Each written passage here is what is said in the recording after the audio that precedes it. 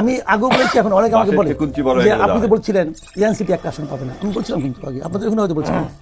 আমি কিন্তু এখন ওটা মনে করি জামাতের সঙ্গে যদি জোট না, আমি তখন বলছিলাম যে একা করলে একটা পাবে না, প্রথমে বলছিলাম। তো তারা তো বলছে যে এনসিপি যদি জামাতে জোটে না থাকতো তাহলে জামাতে এতটা আসন পাইতো না। এই তো বললাম, এখন তো মানে এটা মনের শান্তি, দেখি করবেন মনের শান্তি, যা যেমন। কিন্তু পাবলিক তো জানে রে ভাই, জামাতের ভোটে এনসিপি ভোটটা কই?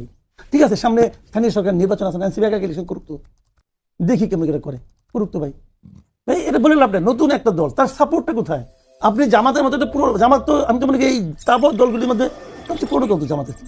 এখন এই দলের অনেক সাপোর্টার আছে, তো তারা তাদের ভোটে আজকে। আর যদি কেউ বলে যে না কালকে প্রমাণ হয়েছে ওনার, আচ্ছা নাহিদ ইসলাম হলো চিফ হুইপ বানাইছে ইয়াকে, মানে বিএ দলের, তাকে চিফ হুইপটা কে বানাইছে? জামাত ইসলাম। খেয়াল করেন জিনিসটা।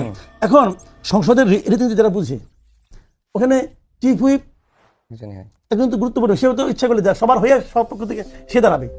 বিরোধী দলের নেতা তো সবসময় দাঁড়াবে না, চিফ হুইপ দাঁড়াবে, তারা কথা বলবে। এখন উনি বারবার বলার সুযোগ পাইছে চিফ হুইপ হিসেবে বিরোধী দলের, এই জন্য নেতা হয়ে গেলেন।